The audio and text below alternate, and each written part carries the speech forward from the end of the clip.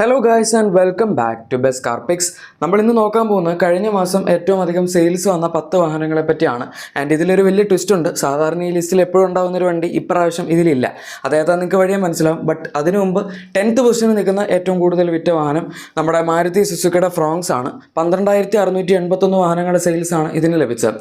ഇതിപ്പോൾ ശരിക്കും പറഞ്ഞാൽ ഫ്രോങ്സ് ആദ്യം ഈ ടോപ്പ് 10 ലിസ്റ്റിൽ ഇല്ലായിരുന്നു. പതുക്കെ കയറി ഈ ഒരു ലിസ്റ്റിലേക്ക് വന്നതാണ്.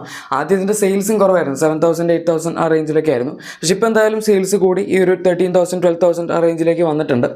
ആൻഡ് ഈവൻ ഏപ്രിൽ നമ്മൾ നോക്കുകയാണെങ്കിൽ 14,286 വാഹനങ്ങളുടെ സെയിൽസും ഇതിന് കിട്ടിയതായിരുന്നു.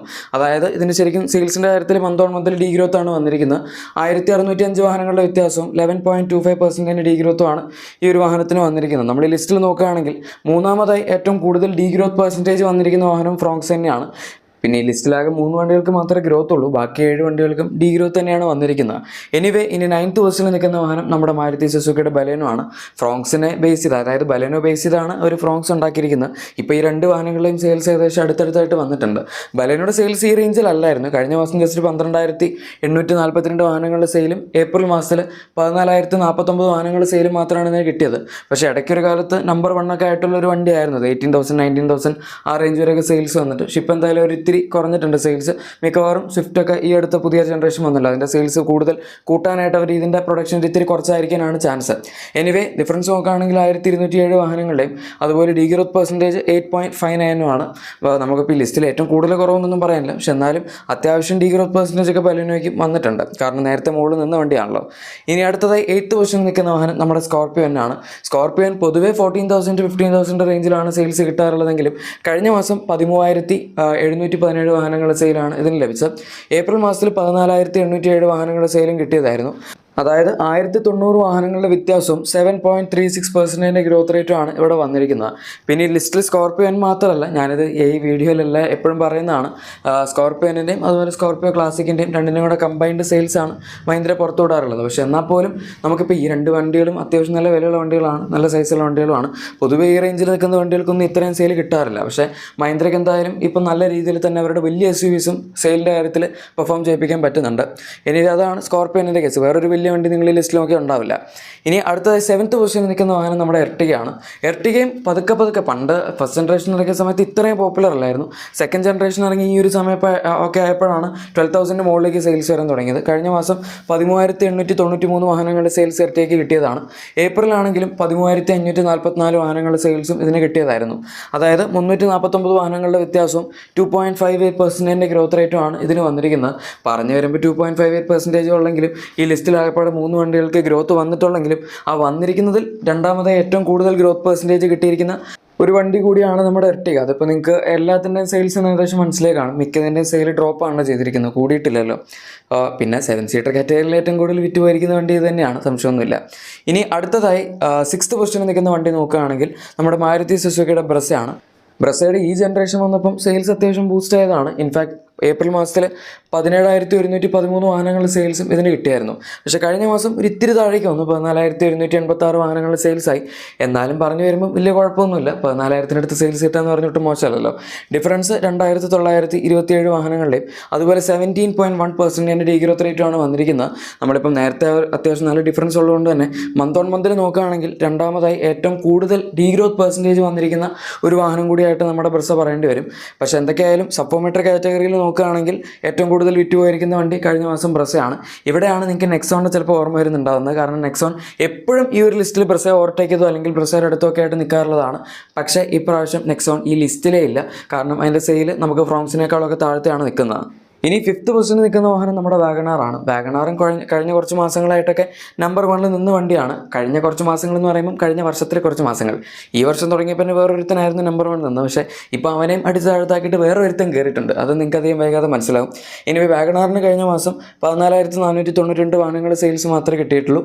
ഏപ്രിൽ മാസത്തിൽ വരെ 17,850 വാഹനങ്ങളുടെ സെയിൽസ് കിട്ടിയതാണ്. പിന്നെ അങ്ങോട്ട് നന്നായിട്ട് താഴത്തേക്ക് ഇറങ്ങിപ്പോയി.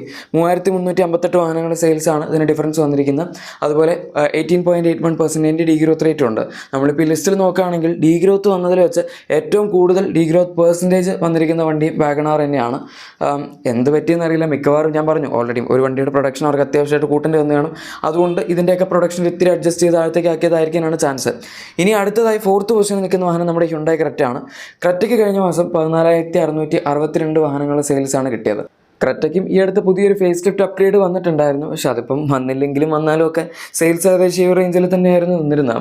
ഏപ്രിൽ ഒരു ഇത്തിരി കൂടെ കൂടുതലായിരുന്നു, 15,447 വാഹനങ്ങളെ സെയിൽസ് കിട്ടിയതായിരുന്നു. അതുകൊണ്ട് ഇപ്രാവശ്യം ഇത്തിരി കുറഞ്ഞിട്ടുണ്ട്. 785 വാഹനങ്ങളുടെ വ്യത്യാസവും 5.08% ഡീഗ്രോത്ത് റേറ്റും വന്നിട്ടുണ്ട്. പക്ഷെ എന്നാൽ പോലും ഇതൊന്നും ക്രെറ്റയെ ബാധിക്കുന്ന കാര്യമല്ല. കാരണം സബ് 4 മീറ്റർ കാറ്റഗറിയിൽ നിൽക്കുന്ന ബ്രസ്സെ വരെ ഓവർടേക്ക് ചെയ്തിട്ടാണ് ക്രെറ്റ മുമ്പിൽ കയറിയത്. അപ്പോൾ പിന്നെ സെയിൽസിൻ്റെ കാര്യത്തിൽ എന്തോരം പൊട്ടൻഷ്യലുള്ളൊരു വാഹനമാണിത് എന്ന് ഞാൻ പറയാതെ തന്നെ നിങ്ങൾക്ക് അറിയാമല്ലോ. ഈ സെഗ്മെൻറ്റിൽ നല്ല ഇതിന് തൊട്ട് മുകളിലുള്ള സെഗ്മെൻറ്റിലെ വണ്ടികൾ വരെ ഇതിനിപ്പോൾ ഓവർടേക്ക് ചെയ്യാൻ പറ്റുന്നുണ്ട്. പിന്നെ ഗ്രാൻഡ് വിറ്റാരൊക്കെ ഇടയ്ക്ക് വെച്ച് വന്നു, പക്ഷെ ഒന്നും ചെയ്യാൻ പറ്റിയില്ല. ഇപ്പോഴും ക്രെറ്റ തന്നെയാണ് മുന്നിൽ നിൽക്കുന്നത്. ഇനി അടുത്തതായി 3rd പൊസിഷനിൽ നിൽക്കുന്ന വാഹനം, ഇതെനിക്ക് ഇത്തിരി സർപ്രൈസിങ് ആയിരുന്നു. നമ്മുടെ ഡിസയറാണ്. ഡിസയറിന് ഇനിയും ഒരു പുതിയ ജനറേഷൻ അപ്ഡേറ്റ് വരുന്നുണ്ട്, സ്വിഫ്റ്റിന് വന്ന പോലെ തന്നെ. പക്ഷേ ഇപ്പോഴും ആൾക്കാർ ലോഡ് കണക്കിന് വണ്ടി വാങ്ങുന്നുണ്ട്. കഴിഞ്ഞ മാസം 16,061 വാഹനങ്ങൾ സെയിൽസാണ് ഇതിന് കിട്ടിയത്. ഏപ്രിൽ മാസത്തിൽ 15,825 വാഹനങ്ങളുടെ സെയിൽസ് ആയിരുന്നു കിട്ടിയത്. അതായത് മന്ത് ഓൺ മന്ത് ബേസിൽ ഇത്രയും വണ്ടികൾക്ക് ഡീഗ്രോത്ത് വരുന്ന സമയത്ത് ഇതിൻ്റെ സെയിൽസ് കൂടി ഗ്രോത്ത് പെർസെൻറ്റേജും വന്നു. 236 വാഹനങ്ങളുടെ വ്യത്യാസവും 1.49% ഗ്രോത്ത് റേറ്റുമാണ് ഈ വാഹനത്തിന് വന്നിരിക്കുന്നത്. പറഞ്ഞു വരുമ്പം വലിയ ഗ്രോത്ത് റേറ്റ് ഒന്നും ഉണ്ടാവില്ല, പക്ഷെ എന്നാലും അറ്റ്ലീസ്റ്റ് ഇത്രയും ഡീഗ്രോത്ത് വന്നിരിക്കുന്ന വണ്ടികളുടെ കൂട്ടത്തിൽ ഇതിന് ഗ്രോത്ത് എങ്കിലും വന്നല്ലോ. കാര്യം ശരിയാണ്. ഈ ലിസ്റ്റിൽ ഏറ്റവും കുറവ് വന്നിരിക്കുന്ന ഗ്രോത്ത് പെർസെൻറ്റേജ് ഉള്ള വണ്ടി ഇതാണ്. 3ാമത് ഏറ്റവും കൂടുതലാണ് ഇതിന് ഗ്രോത്ത് പെർസെൻറ്റേജ് ഉള്ളൂ. ഇനിയിപ്പം ഈ പുതിയ ജനറേഷനും കൂടെ വരുമ്പോഴേക്കും ഇതിന് കൂടുതൽ സെയിൽസ് ഇനി വർദ്ധിക്കാനൊന്നുമില്ല. ഏകദേശം ഈ റേഞ്ചിൽ തന്നെയായിരിക്കും നിൽക്കുന്നത്. 2nd പൊസിഷനിൽ നിൽക്കുന്ന വാഹനം നമ്മുടെ ടാറ്റ പഞ്ചാണ്. പഞ്ചായിരുന്നു കഴിഞ്ഞ ഒരു 2-3 മാസങ്ങളിലൊക്കെ ഇടവിട്ടൊക്കെ നമുക്ക് നമ്പർ 1 പൊസിഷനിൽ നിൽക്കാൻ നമ്മൾ കണ്ടൊരു വാഹനം. പക്ഷേ എന്നാൽ ഇപ്പോൾ അത് ഒരു ഇത്തിരി താഴത്തേക്ക് ഇറങ്ങി 2nd പൊസിഷനിലായിട്ടുണ്ട്. 18,949 വാഹനങ്ങളുടെ സെയിൽസാണ് പഞ്ചിന് കഴിഞ്ഞ മാസം കിട്ടിയത്.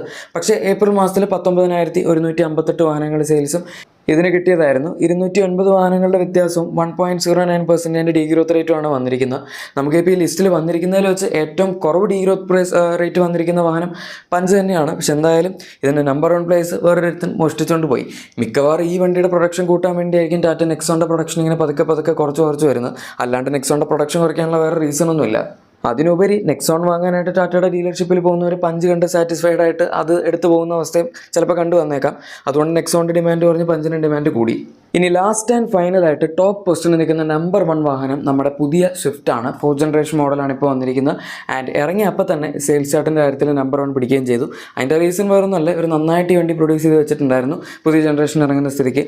പിന്നെ ആൾക്കാരൊക്കെ ഓവർ പ്രൈസ്ഡ് ആണെന്ന് പറഞ്ഞു, നമ്മളൊക്കെ പറഞ്ഞു ബലേനോ ആണ് ഇതിനൊക്കെ കുറച്ചുകൂടെ VFM എന്നൊക്കെ ഉണ്ടെങ്കിലും ഇപ്പോഴും സ്വിഫ്റ്റ് തന്നെ നമ്പർ 1 നിന്നു. ബലേനോയുടെ പ്രൊഡക്ഷൻ അവർ കുറച്ചു, സ്വിഫ്റ്റിൻ്റെ പ്രൊഡക്ഷൻ കൂട്ടി. 19,393 വാഹനങ്ങളുടെ സെയിൽസും കഴിഞ്ഞ മാസത്തിന് കിട്ടി. ഏപ്രിൽ 4,094 വാഹനങ്ങളുടെ സെയിൽസ് ഉണ്ടായിരുന്നുള്ളൂ. അതിൻ്റെ റീസൺ നിങ്ങൾക്ക് എല്ലാവർക്കും അറിയാലോ, പുതിയ ജനറേഷൻ വരുമ്പം അവർ പഴയതിൻ്റെ പ്രൊഡക്ഷൻ കുറച്ചാണ്. 15,299 വാഹനങ്ങളുടെ വ്യത്യാസവും 373.69% ഗ്രോത്ത് റേറ്റും ഒക്കെ ഉണ്ട്. എഗെയിൻ അത് ഇത്രയും വ്യത്യാസം വന്നതുകൊണ്ടാണ്. പിന്നെ ഈ കൂട്ടത്തിൽ ഏറ്റവും കൂടുതൽ ഗ്രോത്ത് പെർസെൻറ്റേജ് കിട്ടിയ വണ്ടി ഇത് തന്നെയാണ്. ഇപ്പം ഞാൻ പറയാതെ മനസ്സിലായല്ലോ. ഗൈസ്, അപ്പോൾ ഇതാണ് കഴിഞ്ഞ മാസം ഏറ്റവും അധികം വിറ്റുപോയ 10 വണ്ടികളുടെ വീഡിയോ. ഇഷ്ടപ്പെട്ടെങ്കിൽ ലൈക്കും സബ്സ്ക്രൈബും ഷെയറും ഒക്കെ ചെയ്തേക്കാം. നമുക്ക് മറ്റൊരു വീഡിയോയിൽ കാണാം. Thank you for watching my video and good bye.